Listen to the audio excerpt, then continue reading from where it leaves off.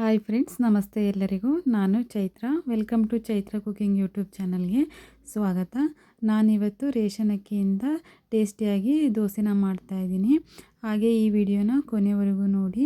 ನಿಮ್ಗೆ ಈ ರೆಸಿಪಿ ಇಷ್ಟ ಆಗಿದ್ದಲ್ಲಿ ಚೈತ್ರ ಕುಕಿಂಗ್ ಯೂಟ್ಯೂಬ್ ಚಾನಲ್ನ ಸಬ್ಸ್ಕ್ರೈಬ್ ಮಾಡೋದನ್ನ ಮರಿಬೇಡಿ. ಬನ್ನಿ ಫ್ರೆಂಡ್ಸ್, ಹೇಗೆ ಮಾಡೋದು, ಇದಕ್ಕೇನೇನು ತೊಗೊಂಡಿದ್ದೀನಿ ಅಂತ ನೋಡೋಣ. ಮೊದಲಿಗೆ ನಾನು ಈ ಗ್ಲಾಸಲ್ಲಿ ಅಳತೆ ಮಾಡಿಬಿಟ್ಟು 1.5 ಕಪ್ಪಷ್ಟು ನಾನು ರೇಷನ್ ಅಕ್ಕಿನ ತೊಗೊಂಡಿದ್ದೀನಿ. ನೋಡಿ, ಅಳತೆ ಮಾಡಿಬಿಟ್ಟು ತೊಗೊಳ್ತಾ ಇದ್ದೀನಿ.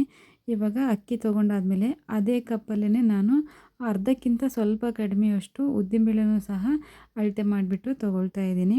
ಈ ಉದ್ದಿನಬೇಳೆನೂ ಸಹ ಅಕ್ಕಿ ಜೊತೆಗೇ ನಾನು ನೆನೆಹಾಕ್ಕೊಳ್ತಾ ಇದ್ದೀನಿ. ಕೆಲವೊಬ್ಬರು ಸಪ್ರೇಟಾಗೂ ನೆನೆಸ್ತಾರೆ, ನಾನು ಇವಾಗ ಅಕ್ಕಿ ಜೊತೆನೇ ಹಾಕ್ಕೊಳ್ತಾ ಇದ್ದೀನಿ. ಇವಾಗ ಇದಕ್ಕೆ 1 ಕಪ್ಪಷ್ಟು ಕಡಲೆಬೇಳೆ ಮತ್ತು 1 ಕಪ್ಪಷ್ಟು ತೊಗರಿಬೇಳೆನೂ ಸಹ ನಾನು ಇದರೊಟ್ಟಿಗೆ ಹಾಕ್ಕೊಳ್ತಾ ಇದ್ದೀನಿ. ಇವಾಗ ಇದಕ್ಕೆ 1 ಸ್ಪೂನಷ್ಟು ಮೆಂತ್ಯಕಾಳನ್ನ ಸಹ ಸೇರಿಸ್ಕೊಳ್ತಾ ಇದ್ದೀನಿ. ಮೆಂತ್ಯಕಾಳನ್ನ ಹಾಕೊಳ್ಳೋದ್ರಿಂದ ಆರೋಗ್ಯಕ್ಕೂ ಒಳ್ಳೆಯದು ಮತ್ತು ದೋಸೆ ಘಮ ತುಂಬ ಚೆನ್ನಾಗಿ ಬರುತ್ತೆ ಕೂಡ. ಅದಕ್ಕೋಸ್ಕರ ಮೆಂತ್ಯಕಾಳನ್ನ ಹಾಕ್ಕೊಳ್ತಾ ಇದ್ದೀನಿ. ಇದಿಷ್ಟನ್ನು ಹಾಕ್ಕೊಂಡು ನೀರನ್ನ ಹಾಕ್ಕೊಂಡು ನೀಟಾಗಿ 1-2 ಸಲ ತೊಳಿಬೇಕಾಗುತ್ತೆ. ಇದನ್ನು ನೋಡಿ, ನಾನು ಇವಾಗ 1-2 ಸಲ ತೊಳಿತಾ ಇದ್ದೀನಿ. ರೇಷನ್ ಅಕ್ಕಿ ಆಗಿರೋದ್ರಿಂದ 1-2 ಸಲನಾದರೂ ತೊಳಿಬೇಕಾಗುತ್ತೆ.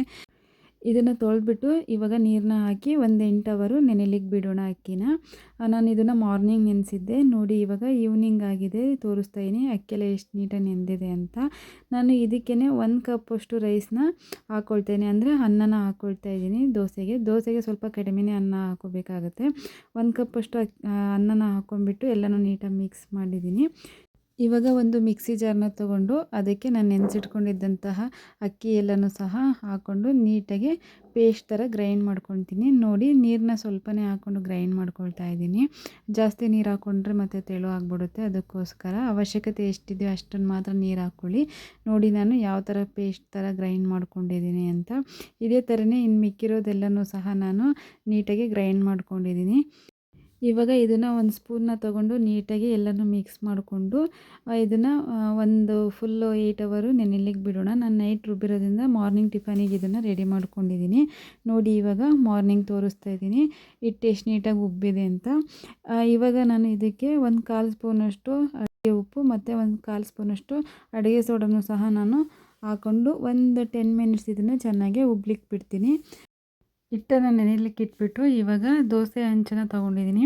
ಇವಾಗ ಅದಕ್ಕೆ ಈರುಳ್ಳಿಯಿಂದ ಎಣ್ಣೆನ ನೀಟಾಗಿ ಹಚ್ಚೋದ್ರಿಂದ ದೋಸೆ ತುಂಬ ನೀಟಾಗಿ ಬರುತ್ತೆ, ಇಲ್ಲಾಂದರೆ ಹಂಚು ಹಿಡಿಯುತ್ತೆ ಕೆಲವೊಂದೊಂದು. ಅದಕ್ಕೋಸ್ಕರ ಫಸ್ಟ್ನೇ ದೋಸೆನ ನಾನು ಹಿಂಗೆ ಎಣ್ಣೆ ಮತ್ತು ಈರುಳ್ಳಿ ಹಾಕಿಬಿಟ್ಟು ನೀಟಾಗಿ ಹಿಂಗೆ ಹಚ್ಕೊಂಡು ಆಮೇಲೆ ಹಾಕ್ತೀನಿ. ನೋಡಿ, ಇವಾಗ ನಾನು ದೋಸೆನ ಹಾಕ್ಕೊಳ್ತಾ ಇದ್ದೀನಿ. ತುಂಬ ಚೆನ್ನಾಗಿ ಬರ್ತಾಯಿದೆ. ಆ ಸ್ಮೆಲ್ಲು ಕೂಡ ಅಷ್ಟೇ ಚೆನ್ನಾಗಿ ಬರ್ತಾ ಇರುತ್ತೆ. ಮೆಂತ್ಯಕಾಳು ಹಾಕಿರೋದ್ರಿಂದ ದೋಸೆ ಮಾಡುವಾಗ ಸ್ಮೆಲ್ಲು ತುಂಬ ಚೆನ್ನಾಗಿ ಬರುತ್ತೆ. ನೆಕ್ಸ್ಟ್ ನಿಮಗೆ ಬೇಕು ಅಂದರೆ ಈ ಥರ ನೀರನ್ನು ಸಹ ಹಿಂಗೆ ಹಾಕ್ಕೊಂಡು ಆಮೇಲೆ ದೋಸೆನ ಮಾಡ್ಕೋಬೋದಾಗುತ್ತೆ. ಈ ದೋಸೆಗೆ ಆಲೂಗೆಡ್ಡೆ ಪಲ್ಯನೇ ತುಂಬ ಕಾಂಬಿನೇಷನ್ ಇರುತ್ತೆ. ನಾನಿವತ್ತು ಅವರೆಕಾಯಿ ಸೀಸನ್ ಆಗಿರೋದ್ರಿಂದ ಅವರೆಕಾಳು ಮತ್ತು ಬದನೆಕಾಯಿ, ಆಲೂಗೆಡ್ಡೆ ಎಲ್ಲ ಹಾಕಿಬಿಟ್ಟು ಒಂದು ಸಿಂಪಲ್ಲಾಗಿ ಪಲ್ಯನ ರೆಡಿ ಮಾಡ್ಕೊಂಡಿದ್ದೀನಿ. ಅದ್ರ ಜೊತೆಗೇನು ಕಾಂಬಿನೇಷನ್ ತುಂಬಾ ಚೆನ್ನಾಗಿರುತ್ತೆ ದೋಸೆದು. ನೋಡಿ, ಇವಾಗ ನಾನು ದೋಸೆನ ಹಾಕ್ಕೊಂಡಿದ್ದೀನಿ ಹಿಟ್ಟನ್ನು. ಎಷ್ಟು ನೀಟಾಗಿ ದೋಸೆ ಬರ್ತಾಯಿದೆ ಅಂತ. ಇದಕ್ಕೆ ಸ್ವಲ್ಪ ಮೇಲೆ ಎಣ್ಣೆ ಅಥವಾ ತುಪ್ಪನಾದರೂ ಸಹ ನೀವು ಸೇರಿಸ್ಕೋಬೋದಾಗುತ್ತೆ. ನೋಡಿ, ಇವಾಗ ದೋಸೆ ರೆಡಿಯಾಗಿದೆ. ದೋಸೆ ಜೊತೆಗೆ ಅವರೆಕಾಳು ಪಲ್ಯನೂ ಸಹ ಕಾಂಬಿನೇಷನ್ ಚೆನ್ನಾಗಿದೆ. ಇದಕ್ಕೆ ಸ್ವಲ್ಪ ತುಪ್ಪ ಹಾಕ್ಕೊಂಡು ತಿಂದರೆ ಇನ್ನೂ ಟೇಸ್ಟ್ ಸಖತ್ತಾಗಿರುತ್ತೆ. ಹಾಗೆ ನಿಮಗೆ ಈ ವಿಡಿಯೋ ಇಷ್ಟ ಆಗಿದ್ದಲ್ಲಿ ಚೈತ್ರ ಕುಕಿಂಗ್ ಯೂಟ್ಯೂಬ್ ಚಾನಲ್ನ ಸಬ್ಸ್ಕ್ರೈಬ್ ಮಾಡಿ, ಕೆಳಗಿರುವ ಬೆಲ್ಲೈಕನ್ನು ಕೂಡ ಪ್ರೆಸ್ ಮಾಡಿ.